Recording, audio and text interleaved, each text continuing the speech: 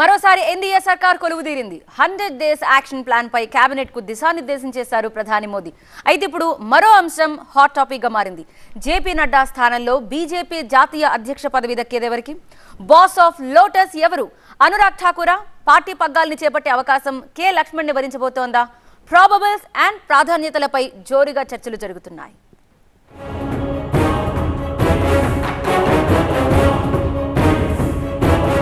Modi hat trick, కేంద్రంలో మళ్లీ NDA సర్కార్. నమో 3.0 కేబినెట్ కొలువుదీరింది. ఇప్పుడు ఇక బీజేపీకి మరో కీలక టాస్క్. కమల దళపతి ఎంపిక. ఎందరో సీనియర్లు, వాళ్లలో కమల దళం పగ్గాలు దక్కేదెవరికి?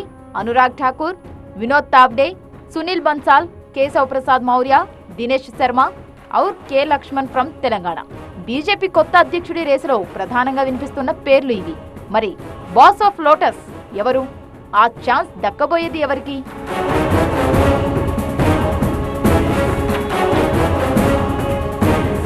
అమిత్ షా తర్వాత జేపీ నడ్డా జనవరి 2020 నుంచి బీజేపీ అధ్యక్షుడిగా కొనసాగారు. టర్మ్ పూర్తయినా ఎన్నికల దృష్ట్యా మరో 6 నెలలు గడువు పెంచారు ఆయనకు. తాజాగా నడ్డాకి మోదీ కేబినెట్ లో ఛాన్స్ దక్కింది. కేంద్ర ఆరోగ్య శాఖ మంత్రిగా బాధ్యతలు చేపట్టారు ఆయన. అయితే వన్ ఇండియా వన్ నేషన్ నినాదం తరహాలోని ఒక వ్యక్తి ఒకే పదవి అన్నది బీజేపీ అంతర్గత విధానం. నడ్డా కేబినెట్ లో చేరిన నేపథ్యంలో కొత్త అధ్యక్షుడి ఎంపికపై పార్టీ హైకమాండ్ దృష్టి సారించింది. గతంలోని సీనియర్ నేతలు మోహన్ లాల్ కఠార్, శివరాజ్ సింగ్ చౌహాన్, ధర్మేంద్ర ప్రసాద్ పేర్లు తెరపైకి వచ్చాయి. అయితే ఆ ముగ్గురు కూడా ఇప్పుడు మోదీ కేబినెట్ లో మంత్రులయ్యారు. ఈ క్రమంలో తాజాగా అనురాగ్ ఠాకూర్ పేరు వినిపిస్తోంది. హిమాచల్ ప్రదేశ్ నుంచి 5 సార్లు ఎంపీగా గెలిచారాయన. గత కేబినెట్ లో మంత్రిగా పనిచేశారు. కానీ ఈసారి ఆయనకు ఛాన్స్ దక్కలేదు. దాంతో అధ్యక్ష బాధ్యతలు అనురాగ్ ఠాకూర్ కే అప్పగిస్తారు అనే ప్రచారం జోరందుకుంది. పార్టీకి విధేయుడు, వికసిత్ భారత్ సారథి, మోదీకి వీర విధేయుడు.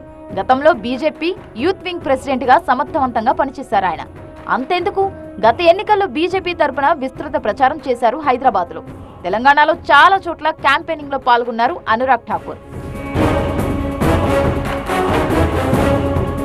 జేపీ నడ్డా, అనురాగ్ ఠాకూర్ ఇద్దరూ హిమాచల్ ప్రదేశ్ నుంచే ప్రాతినిధ్యం వహిస్తున్నారు. అనురాగ్ కు ఇదో మరో పాజిటివ్ పాయింట్.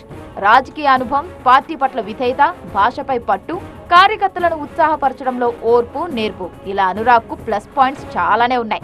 ఇక అధ్యక్ష రేసులో ప్రధానంగా వినిపిస్తున్న మరో పేరు వినోద్ తావ్డే ఫ్రమ్ మహారాష్ట్ర. ఏబీవీపీ నేపథ్యం. రాష్ట్ర మంత్రిగా పలు రాష్ట్రాలకు ఇన్ఛార్జిగా పనిచేసిన అనుభవం ఉంది. త్వరలో మహారాష్ట్ర అసెంబ్లీ రాబోతుంది కాబట్టి వినోద్ తావ్డేను జాతీయ అధ్యక్షుని చేసే అవకాశం ఉందనేది కొందరి విశ్లేషణ. బీజేపీ జాతీయ అధ్యక్ష రేసులో వెస్ట్ బెంగాల్ కు చెందిన సునీల్ బన్సాల్ పేరు కూడా గట్టిగానే వినిపిస్తోంది. బీజేపీ జాతీయ ప్రధాన కార్యదర్శిగా తన సమర్థతను చాటుకున్నారు ఆయన. అలాగే తెలంగాణ, ఒడిశాలకు పార్టీ ఇన్ఛార్జిగా పనిచేశారు. ఆర్ఎస్ఎస్ నేపథ్యంతో పాటు అమిత్ షాకు ఎంతో సన్నిహితుడనే పేరుంది సునీల్ బన్సాల్ కు.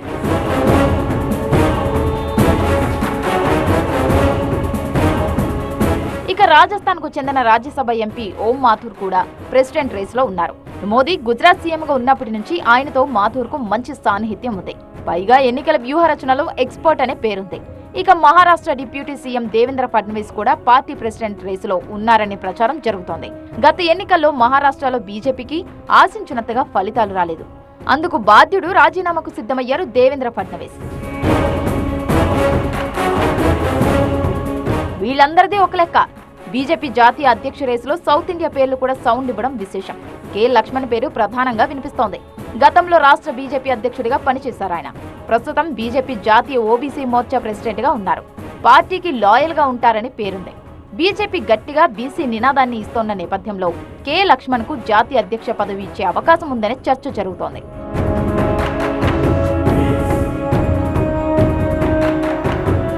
మహిళా సాధికారతకు ప్రాధాన్యమిచ్చే పార్టీగా బీజేపీ ఎన్నో నిర్ణయాలను తీసుకుంది. ద్రౌపది ముర్మును రాష్ట్రపతి చేయడం వాటిలో ఒకటి. ఈసారి బీజేపీ ఓటు గ్రాఫ్ లో మహిళల సంఖ్య కాస్త తగ్గడంపై హైకమాండ్ దృష్టి సారించింది. బీజేపీ ప్రెసిడెంట్ గా మహిళను నియమించే అవకాశం ఉందనే చర్చ జరుగుతోంది. పాలమూరు ఎంపీగా గెలిచిన డీకే అరుణ ఇప్పటికే బీజేపీ జాతీయ ఉపాధ్యక్షురాలుగా ఉన్నారు. అలాగే బీజేపీ రాష్ట్ర అధ్యక్షురాలుగా పురంధేశ్వరి ఏపీలో పార్టీ బలోపేతం చేయడంలో సఫలమయ్యారు. ఇలా ఎన్నో పరిశీలనలోకి వస్తున్నాయి. పార్టీలో సమూల మార్పులపై దృష్టి సారించిన బీజేపీ హైకమాండ్ ఎలాంటి నిర్ణయం తీసుకోబోతోంది? ఈసారి బీజేపీ జాతీయ అధ్యక్ష పదవి ఎవరికి దక్కబోతుంది అనేది ఆసక్తికరంగా మారింది.